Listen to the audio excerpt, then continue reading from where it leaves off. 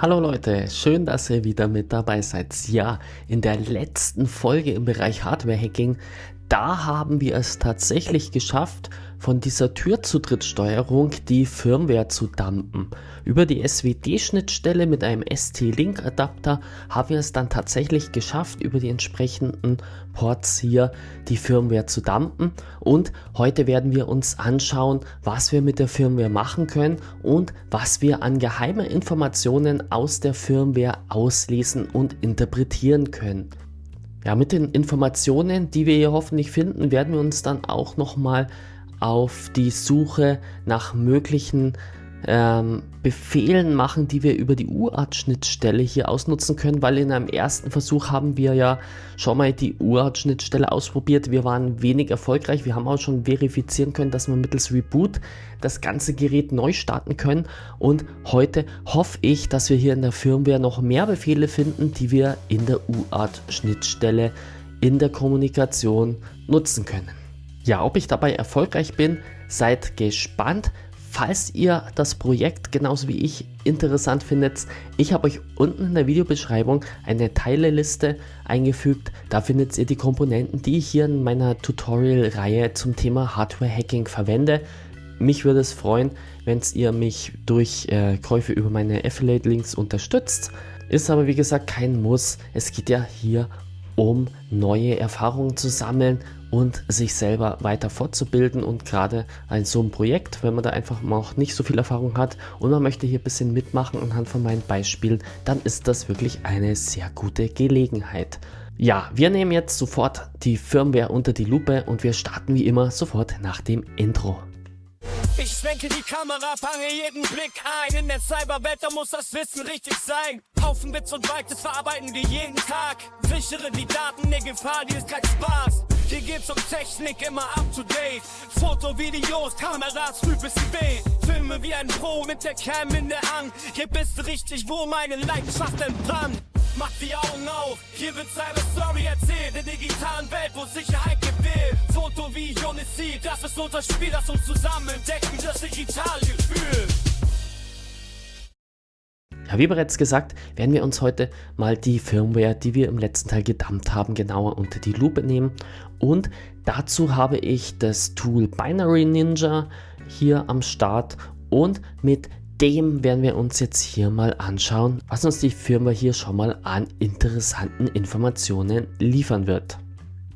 Ja, hier habe ich die Binary Ninja Software schon gestartet, habe dabei die Reader Firmware Bin, die wir im letzten Teil gedumpt haben, schon geladen. Und das erste, was uns hier begrüßt, ist der Hinweis, dass Binary Ninja hier eine Thumb 2 Plattform erkannt hat. Thumb 2 ist ARM-Architektur. Wenn ich hier die Maus etwas drauf halte, sehen wir auch so, wie das Ganze in einem ganz normalen Hex-Editor zu lesen wäre. Hier unsere Firmware-Datei. Nur Binary Ninja tut das Ganze hier bereits interpretieren. Wir sehen hier verschiedene Pseudo-Funktionen, wenn wir hier durchgehen, mehr oder weniger gut lesbar. Ja, ich selber hier bin auch nicht der wirkliche Experte, wenn es hier darum geht, entsprechend Assembler-Anweisungen oder Pseudocode zu interpretieren mit den verschiedenen Sprungpunkten, die sich in solchem Code hier finden.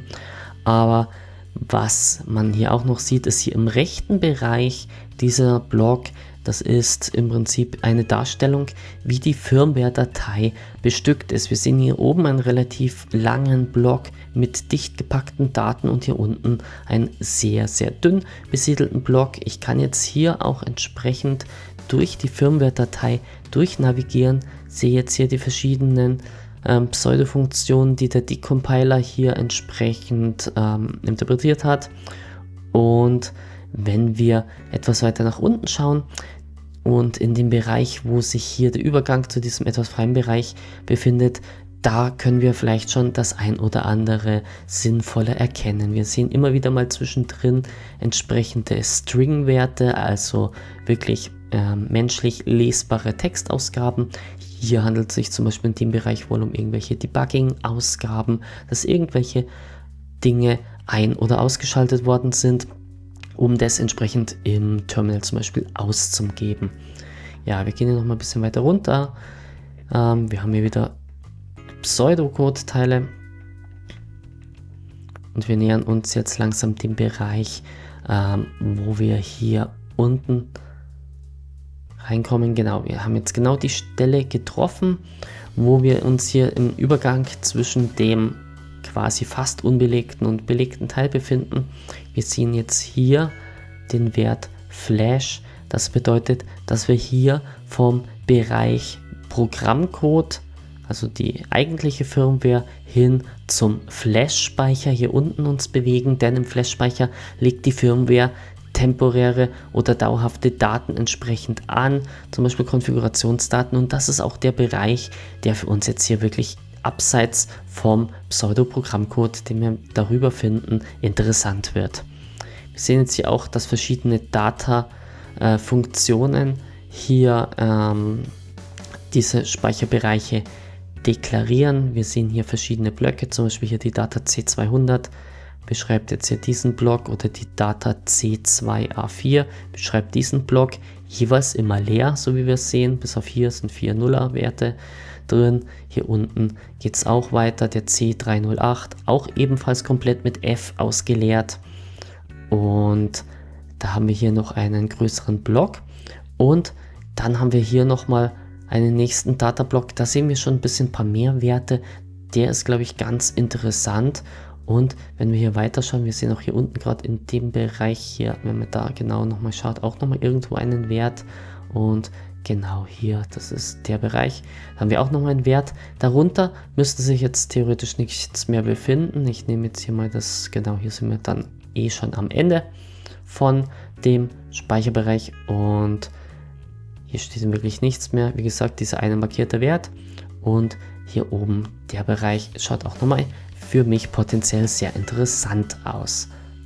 Ja, in dem potenziellen Bereich unten vom Flash finden wir hier vielleicht auch die Daten, die sich hier von unseren Konfigurationen wie PIN, Zugangskarten und so weiter hier befinden. Und dazu habe ich hier unten, ich habe gerade runtergeschaut, den Flipper Zero schon mal mit dabei, und mit dem werden wir auch nochmal gegenchecken, was denn für eine ID hier die Nutzerkarte und die Admin-Karte hat, denn so finden wir hier vielleicht sogar diese Daten hier im Firmware-Dump. Lasst uns da mal reinschauen. Ja, damit wir dann beim Firmware-Debugging hier etwas mehr Daten haben, nehmen wir uns jetzt als erstes mal den ganz normalen User-Chip und wir lesen den ganzen mal aus und wir schauen hier einfach mal, mit welcher UID der geführt wird. Es dauert kurz einen kleinen Moment, bis der Flipper es entsprechend liest. Ich skippe das Ganze mal, denn er hatte recht schnell die Sektoren, und wir merken uns, die User-ID hat 90 FC 84 0E. Da gehen wir nochmal zurück. Wir verwerfen das Ganze und wir machen das gleiche auch nochmal mit dem Admin-Token, und auch bei dem schauen wir mal, mit welcher ID der hier geführt wird. Das dauert auch wieder einen kurzen Moment. Wir warten das ab. Ich skippe hier wieder den Wörterbuchangriff. Er hat ihn schon gefunden, und wir merken uns, der Admin-Token hat 41 6D 06 0C. Gut, damit können wir auf jeden Fall schon mal weiter schauen, und wir werfen einen Blick wieder zurück zu Binary Ninja, ob wir hier diese Werte an irgendeiner Stelle finden. Ja, nachdem wir nun wissen, wie unsere Kartencodes aufgebaut sind, sollten wir uns jetzt hier mal auf die Suche machen. Das erste, was mir hier potenziell schon ins Auge fällt, ist der Bereich hier. Denn, wer sich noch daran erinnern kann, wir haben im ersten Teil der Serie, wo wir den Reader das erste Mal in Betrieb genommen haben, einen globalen Admin-Code gesetzt, und der war 123456. Wenn wir uns das davor anschauen, 7b, 7b, b7, b7, 7a, 7a, a7, a7, das schaut ganz nach einem Magic Flag aus, was kennzeichnet, dass nach dieser speziellen Wertereihe hier im Nachgang der Admin-Code kommt. Das wäre jetzt hier, wird dann noch mit 00, 00, 06, 41, 6D, 06, 0C abgeschlossen, und da kommt mir dann schon das zweite ins Auge, denn wer sich gerade noch zurückerinnern kann oder sich Zahlen gut merken kann, wird sehen, genau das war unser Admin-Token, den wir gerade ausgelesen haben. 41 6D 06 0C. Damit sehen wir hier, haben wir nach diesem Magic Byte einmal unseren Türzutrittscode, getrennt von 000006 und gefolgt von unserem Kartencode von der Admin-Karte und nochmal 3 weitere Doppel-Null-Paare. Das war ja schon mal wirklich sehr interessant. Das heißt hier, wer sich hier wirklich auskennt, der kann hier das Gerät schon an der Stelle übernehmen mit dem Admin-Code und mit dem Admin-Kartencode. Wenn wir jetzt hier weiter runter schauen, sind wir jetzt im nächsten Datablock-Bereich und da sehe ich bereits das nächste, denn wir haben als User-Code die 2150 definiert. 2150, wie mein Hacker-Akronym Einstein 2150, 2150 und auch hier sehen wir, dass sich der Wert hier befindet. Wir haben eine Reihe Nuller mit 0100, das scheint dann entweder hier wieder der Magic Byte-Wert zu sein, der sagt, hier beginnt der individuelle User-Code und dann haben wir hier diesen 4-stelligen Code. Ich meine, es sind sogar bis zu 8-stellige Werte möglich, was dann erklären würde, dass hier entsprechend auch noch die Nullerzechenkolonnen sind. Ja, und das Ganze endet dann hier auch wieder mit 04, 05, 1E. Kann ich jetzt nicht sagen, was das ist, weil das hat sich jetzt hier bei unseren Kartendaten nirgendwo manifestiert. Aber wir sehen auch hier wieder mit 0 und 1, vielleicht auch das wieder als Abschluss ein Magic Flag. Auf jeden Fall, das hier an der Stelle ist unser Türzutrittscode vom User. Dann haben wir ja noch die Stelle, wo wir gesagt haben, hier weiter unten, wo nochmal sich was Komisches befindet. Hier fällt mir zwar gerade auch nochmal auf, hier haben wir nochmal ein FE statt ein FF. Das könnte hier nochmal theoretisch ein Trennzeichen sein zwischen verschiedenen Blöcken, dass man sagt, hier oben ist der erste Block, da unten kommt vielleicht ein zweiter Block. Kommt augenscheinlich nicht mehr. Was aber dann noch kommt, ist eben dieser einzelstehende Block hier unten, dieser einzelstehende Wert. Und wer sich jetzt wieder daran erinnern kann, wir hatten ja gerade die Reader-Karte ausgelesen, also die Nutzerkarte, nicht die Admin-Karte, sondern die Nutzerkarte. Und die hatte als ID die 90 FC 84 0E. Das heißt, hier haben wir die User-Karte, gefolgt wieder von einer entsprechenden Zahlenreihe 0000000004. Das kann jetzt hier theoretisch auch wieder irgendein Magic Flag sein, was mit 04 endet. Auf jeden Fall hier dieser einzelstehende Wert ist die User-Karten-ID. Das heißt, mit ein bisschen Hintergrundinfos sehen wir das jetzt hier sehr leicht, aber selbst wenn wir jetzt hier nicht die Karten-IDs hätten, es würden sich hier mit so alleinstehenden Angaben schon entsprechende Anhaltspunkte geben, hier irgendwo was Richtung Kartencodes zu erkennen. Ja, man macht sich dann entsprechende Dummy-Karten, zum Beispiel mit dem Flipper Zero, kann ich mir diese UIDs relativ leicht generieren und dann probiere ich hier potenzielle Zahlenkolonnen aus und mit etwas Glück habe ich dann hier vielleicht auch da durch Try and Error hier oben zum Beispiel die Admin-Karte ermittelt. Ja, das war doch wirklich vielversprechend, denn wir haben jetzt hier wirklich nachweisen können, dass wir sowohl den PIN, die User-Karte und die Admin-Karte hier komplett in der Firmware im Klartext vorliegen hatten. Ja, das ist schon wirklich heftig, wenn wir hier Zugriff auf die Firmware haben, dass wir hier alle Daten einfach so auslesen können, ohne dass wir hier in irgendeiner Art und Weise den Leser physisch manipulieren muss. Tatsächlich voll auf Software-Ebene, das ist wirklich richtig heftig. Ja, der nächste große Schritt, den wir noch gehen sollten, ist eine Anpassung. Und zwar habe ich jetzt hier das Ganze in Pseudo-C-Code ja dargestellt. Doch, was ganz gut ist, wir haben es ja auch schon gesehen, dass wir hier verschiedene Strings haben. Ich kann jetzt hier mit der Auswahl Strings mir lediglich menschlich lesbare Strings anzeigen lassen. Und da wird hier einfach über den Code gefiltert und das erste, was uns zum Beispiel schon ins Auge sticht, ist Illegal Command. Illegal Command haben wir auch in dem Video, wo wir die UART-Schnittstelle getestet haben, auch schon zu Genüge gesehen, indem wir hier da einfach wild ausprobiert haben und haben das als Rückgabe von der UART-Konsole bekommen. Das sagt uns hier, dass wir hier schon auf einer ganz heißen Spur sind. Hardfault ist ja sehr technisch, da ist irgendwas beim Boot zum Beispiel schief gegangen. Was sehen wir hier noch? Wir sehen hier einen Versionsstring mit einer embedded Versionsnummer, die hier im Code entsprechend eingefügt wird. Wenn ich mich entsinne, ist DSK1T810M der Modelltyp, das heißt, der ist auch hier im Code drin. Hier sehen wir einen Versionsstring, der aufbereitet wird. Dann schauen wir mal weiter runter, da kommt wieder Datenmüll, ein Result String, nochmal ein Result String.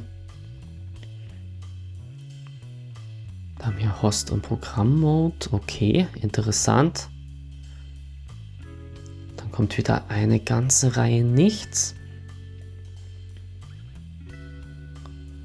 Und jetzt wird es nochmal interessant. Wir sehen hier nochmal Rückgabewerte zu Door-Timeouts, Delay-Time, Door-Sensor, Door-ID. Alles Werte, die auf eine Programmlogik entsprechend oder auf Debugging-Ausgaben hindeuten. Und wenn wir jetzt nochmal weiter runterschauen, da haben wir nochmal ein paar Werte, die uns auch nochmal was sagen können. Ja, und das schaut jetzt tatsächlich sehr interessant aus. GetCard, SetCard, SetAllCard, GetParam. Das könnten potenzielle UART-Funktionen sein. Auch hier unten, die hier alle mit T1 beginnen. Red on, Red off, Blue on, Blue off, LED on, LED off, Lock on, Lock off, Beep, Keycard, Wick und Reboot. Gerade Reboot, das ist ein Befehl, der ja schon mal für uns getestet wurde und der tatsächlich funktioniert hat, der das Gerät rebootet hat. Get Version. Also dies sollten wir uns als nächstes mal wirklich genauer unter die Lupe nehmen. Das, meine ich, sind schon mal sehr stark wahrscheinlich UART-Befehle. Ja, schauen wir noch der Vollständigkeit halber nochmal runter. Das schaut auch nochmal sehr interessant aus hier. Card up on, Card up off, Pad on, Pad off, Key on, Key off, Card down on, Card down off, Door opt on off. Das könnten auch nochmal ganz gut möglich UART-Befehle sein. Gut, alles werden wir heute nicht durchprobieren können, sonst wären wir nicht mehr fertig. Aber das schaut schon mal sehr interessant aus. Hier auch nochmal mit Embedded-Werten. Ja, da kommt nochmal was. Compiler-Error. Sehr schön. Interessant nochmal MyFair Plus als unterstützter Kartentyp, NFC, Illegal-Status, I2C Buffer Write Error. Das ist zum Beispiel potenziell, wenn zwischen der Kartenleseeinheit und der Verarbeitungseinheit ungültige Daten übersendet werden. Das kommt mir auch sehr gut bekannt vor. Das ist, wenn wir die UART-Konsole öffnen, dann werden wir hier begrüßt mit Hallo, hier ist das Karten-Control-System. Und ja, hier unten haben wir nochmal ein Datum, 16. Juli 2024, wahrscheinlich potenzielles Firmware-Datum, Illegal Command nochmal und nochmal Set und entsprechende, das meine ich, sind Debugging-Rückmeldungen, die das bestätigen, dass die Funktion funktioniert hat. Ja, und dann sind wir auch schon am Ende. Flash hatten wir gerade gesehen. Ja, insgesamt sehr interessant, alle Strings. Und wir werden uns jetzt mal daran machen, einfach mal hier ein paar Befehle mittels UART auszuprobieren. Und ich würde sagen, wir starten hier entsprechend mal mit diesen T1-Befehlen und dann können wir uns hier vielleicht noch den einen oder anderen aussuchen. Und vielleicht hilft uns das jetzt hier schon mal weiter. Ja, im nächsten Schritt schnappen wir uns jetzt die UART-Schnittstelle und wir werden mal schauen, ob wir hier bestimmte Informationen aus den Textstrings, die wir hier bereits identifizieren konnten mit Binary Ninja, auch im UART-Terminal verwenden können und ob die funktionieren und was diese Befehle hier auch machen. An dieser Stelle eine kurze Unterbrechung, sorry. Ja, wenn dir meine Videos gefallen und du meine Arbeit im Bereich IT-Security unterstützen willst, dann solltest du Kanalmitglied werden. Ja, mit einem kleinen monatlichen Beitrag hilfst du mir hier bereits schon, weiter Beiträge zur Schulung, zur Awareness und zur IT-Sicherheitsforschung zu produzieren. Den Button zur Kanalmitgliedschaft findest du hier direkt unter dem Video und ich würde mich freuen, dich als Kanalmitglied willkommen zu heißen. Ja, und du möchtest meine Arbeit unterstützen, möchtest aber nicht gleich Mitglied werden, dann sag einfach mit einem Super Thanks Danke. Dadurch kannst du mir auch einmalig was zurückgeben, wenn dir irgendein Beitrag besonders gut gefallen hat. Ich freue mich auf jeden Fall über jeden von euch. Vielen Dank für deinen Support, doch jetzt zurück. Ja, ich habe mir hier schon mal ein Terminalfenster vorbereitet, mit dem ich mich hier mit Minicom mit unserem Kartenzutrittsterminal verbinde. So, wenn ich das Ganze jetzt hier starte, dann haben wir jetzt hier eine Verbindung und wir sehen jetzt hier, wenn ich einmal Enter drücke, schon illegal Command und wir machen das jetzt, was wir jetzt schon mal gemacht haben. Ich gehe jetzt mal in den Reboot rein und wir schauen jetzt mal, wie das Gerät reagiert und das ist jetzt relativ schnell, jetzt hat es auch gerade gepiepst, wieder da. Und wir sehen hier als erstes entsprechenden Welcome Prompt und wir sehen jetzt hier, dass er sich meldet, das Access Control System mit der entsprechenden Version, Versionsdatum und begrüßt uns. Hier haben wir einige chinesische Schriftzeichen und wenn man das Ganze jetzt hier mal in Google Translate übernimmt und schaut, was das bedeutet, ja, dann bin ich schon mal selber ziemlich erschrocken, denn er sagt uns hier einmal, das ist noch relativ harmlos, das bedeutet, die Anzahl der Userkarten beträgt 1 und das nächste hier drunter heißt Management Card und Management Card, das ist unser Kartenschlüssel unserer Admin-Karte 41.6D06.0C. Haben wir ja gerade herausgefunden und allein schon hier die erste mega schwere Sicherheitslücke ist, sobald ich einen UART-Zugriff auf den Reader bekomme und der an den Strom geht, sagt er mir von sich aus die Admin-Karte. Das heißt, mit dieser Admin-Karte kann ich ja den Reader administrieren. Wow, richtig heftig. Ich gehe einfach mal auf Enter. Ja, und wir sind hier bereit, uns durch die verschiedenen Befehle durchzuarbeiten. Das erste, was ich gerne probieren möchte, ist Red On. Denn ich vermute, es hat hier irgendwie mit dieser LED zu tun. Und wir sagen jetzt einfach mal T1-Red On und Enter. Oh, und es hat funktioniert. Schaut's mal. Es leuchtet jetzt rot auf. Das bedeutet, wenn ich jetzt hier Red Off nehme, sollte eigentlich das Ganze wieder ausgehen. Ja, und es ist wieder aus. Und wir sehen hier wieder das regelmäßige grüne Blinken. Dann schauen wir mal. Vielleicht können wir das Ganze hier auch irgendwie blau machen. Machen wir mal, jetzt muss ich zurückgehen, habe mich vertippt. T1-Blue On. So, und was macht er? Aha, okay, jetzt nicht Blue, Green, aber die Chinesen können vielleicht nicht wirklich gut Englisch. Das grüne Licht leuchtet durchgehend, das heißt mit T1 Blue Off Pang. Und es ist wieder aus, beziehungsweise es blinkt hier wieder in dem regelmäßigen Ton. Ja, schauen wir mal an. Das nächste LED On. Was das Ganze macht. T1 unterstrich. Und dann, wie gesagt, aufpassen auch. Groß- und Kleinschreibung ist wichtig. LED On. Aha. Und die komplette Hintergrundtastatur leuchtet jetzt dauerhaft. Dann sollte sich das Ganze mit T1 LED Off genau auch wieder ausschalten lassen. Jetzt ist wieder aus. Wieder ganz normal. Schauen wir mal weiter. Lock On, Lock Off. Ja, also das wird doch jetzt hoffentlich hier nicht das Schloss öffnen. T1 unterstrich LED, nee, nicht LED. Lock wollten wir. Lock On. Ich glaube, ich merke es noch. Wir haben gerade per Terminal Command hier das Schloss geöffnet und es bleibt offen. Es bleibt die ganze Zeit offen. Und wenn ich jetzt hier mit Lock Off mache und Enter drücke, ja, und in dem Moment schließt das Schloss auch wieder. Wow, das ist heftig. Probieren wir es nochmal. T1-Lock On, Enter. T1-Lock Off, Enter. Und es ist zu. Das ist der absolute Wahnsinn. Schauen wir nochmal, was der Piep macht. Wahrscheinlich tun wir hier mit Beep den Pieper starten. Ja, ihr habt es gerade gehört.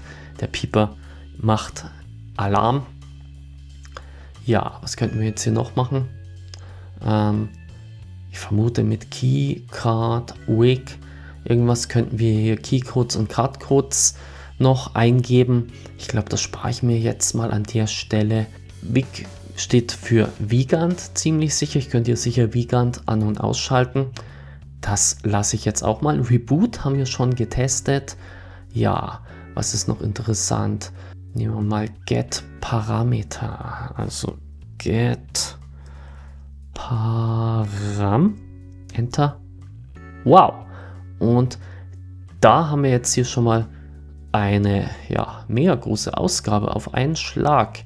Ja, schauen wir mal ein bisschen durch. 1, 2, 3, 4, 5, 6. Ja, das erinnert uns an unseren Master-Admin-Code. Dann haben wir 2150. Das ist unser User-Zutrittscode. 530011111. Da ist mein Chinesisch zu schlecht. Da schauen wir gleich noch mit Google Translate. NFC bedeutet, NFC ist eingeschaltet. WG ist Vigant ist eingeschaltet. Ja, und wenn wir jetzt hier nochmal parallel das Ganze mal checken. Das 5 das ist die Door Opening Time. Das heißt, das ist die Zeit in Sekunden, wie lange das Schloss aufbleibt. Alarm Time 30. Ich glaube, das müsste die Zeit sein, solange wir nichts machen. Danach, nach 30 Sekunden, bricht er weg. Das ist der magnetische Türsensor. Ich habe da keinen verbaut. Der sagt Status 0. Und der Türöffnungsbutton, das ist im Prinzip dieser kleine geheime Knopf, der die Tür einfach aufspringen lässt, steht auch auf 0, sprich, er ist nicht gedrückt. Dann haben wir hier noch übersetzt der Keypad-Tone. Das ist, ob die Tastatureingaben hier entsprechend Laute von sich geben oder nicht. Und das letzte, was in Chinesisch dargestellt wird, ist der Alarmton, ob es entsprechend piept oder nicht, wenn ich jetzt hier irgendwas mache, dass es entsprechend eine Alarmierung gibt. Wow, das ist auch schon mal heftig. Durch die Get-Parameter kann ich hier auf einen Schlag den PIN-Code von der Tür, den Admin-Code, ja, die Kartenzugangsdaten von der Admin-Karte, wie gesagt, hatten wir ganz am Anfang. Ja, das ist schon mal heftig. Versuchen wir jetzt nochmal mit Get Card. Das sagt er jetzt hier, Get Card als zur Rückmeldung Längen-Error. Dann probieren wir es mal. Balla, das war jetzt falsch. Get Card. Was könnten wir probieren? Get Card 0 für die erste Karte. Nee, geht auch nicht. Get Card 1 vielleicht für die erste Karte. Nein, geht auch nicht. Probieren wir es nochmal mit Get Card 1 zusammengeschrieben. Auch nicht. Keine Ahnung. Also da bekomme ich kein Syntax. Setcard könnte man entsprechend wahrscheinlich auch wieder irgendeine Karten-ID setzen. Set All Card klingt vielleicht nach einer Batch-Funktion, weil das Terminal bietet auch die Möglichkeit, per Batch mehrere Karten hintereinander anzulernen. Ja, dann schauen wir doch nochmal Get Version. Get Version. Wie gesagt, aufpassen. Groß-Kleinschreibung. Ja, das schaut auch wieder gut aus. Da haben wir wieder die Modellbezeichnung, Softwareversion, Bild, Datum, Hardwareversion. Sehr schön. Ich hatte dann noch gesagt, dass wir hier weiter unten auch nochmal irgendwas haben. Schauen wir mal vielleicht da unten, ob uns das was bringt. Key on. Machen wir mal Key on. Turn on Key Printing Debug Print. Versuchen wir mal, wenn wir hier irgendwas drücken. 1, 2, 3, 4, jetzt mache ich nochmal was anderes, 8, 8, 8, 9. Cool, damit sehen wir wirklich in Echtzeit, was hier entsprechend gedrückt wird. Hier ist ja quasi ein Timeout gefallen. Ja, ich vermute, dass das uns das Ganze auch hier auf Chinesisch entsprechend sagen möchte. Genauso können wir jetzt hier mit Key-Off das Ganze wieder deaktivieren. Schauen wir nochmal, was mit Pad-On passiert. Pad-On. Turn on Pad Press Debug. Oh, ja, das ist eigentlich das erste. 2, 3. Ja, das schaut jetzt hier nochmal etwas detaillierter aus, das Ganze. Bezogen scheinbar auch auf die Daten, die hier über die Vigant-Schnittstelle übergeben werden. Vigant könnte das potenziell sein. Interessant. Jetzt schauen wir nochmal, was wir sagen. Cut up on. Cut up on. So, turn on cut upload debug. Tja, das ist die Frage, ob das jetzt nur für die Admin-Eingaben gilt. Ich mache jetzt hier einfach mal einen Test mit dem Ganzen. Oh, ja. Und hier sehen wir den Vigant-Mode. Wir sehen jetzt hier relativ genau. Wir haben ein NFC-Command, Open Door, das heißt, die Karte hat scheinbar die Tür öffnen können. Hier haben wir den Kartencode, die UID und die wird im Vigant-Mode ist konfiguriert 4 und hier haben wir die einzelnen Bytes, die über die Vigant-Leitung übergeben werden. Danach hat er hier die Door geclosed, da haben wir einen kleinen Rechtschreibfehler, das soll Close Door heißen und der Türstatus, denke ich mal, sagt er hier wieder, dass die Tür zu ist. Ja, cool.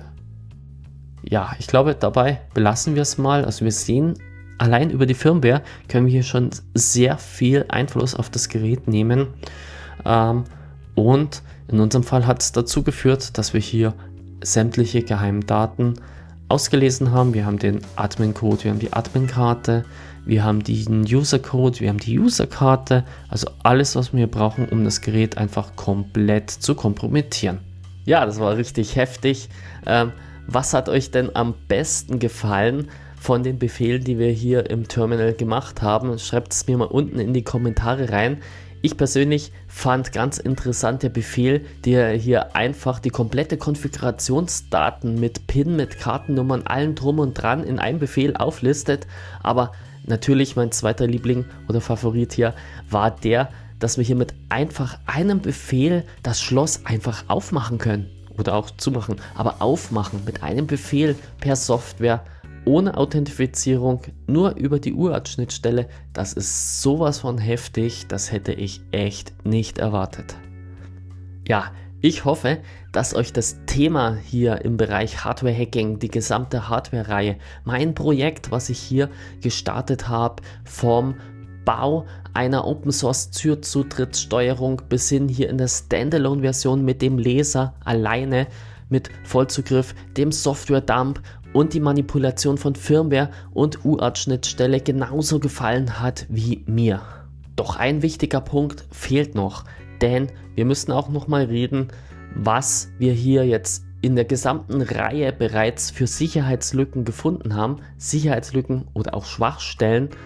Denn es ist nicht nur wichtig, dass wir hier Schwachstellen aufdecken, sondern dass wir auch darüber reden, wie wir hier die Schwachstellen beheben können oder was für zusätzliche Schutzmaßnahmen dazu geführt hätten, dass vielleicht die eine oder die andere Sicherheitslücke, so wie wir sie hier gefunden haben, gar nicht ausnutzbar gewesen wäre. Da möchte ich, wie gesagt, nochmal einem Security-Spezial darauf eingehen, aber heute nicht mehr.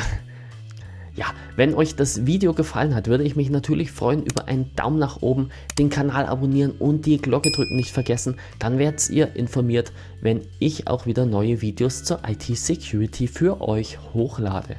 Ja, mich würde es auch freuen, wenn ihr beim nächsten Video wieder mit dabei seid. In diesem Sinne macht es gut. Ciao, euer Raik.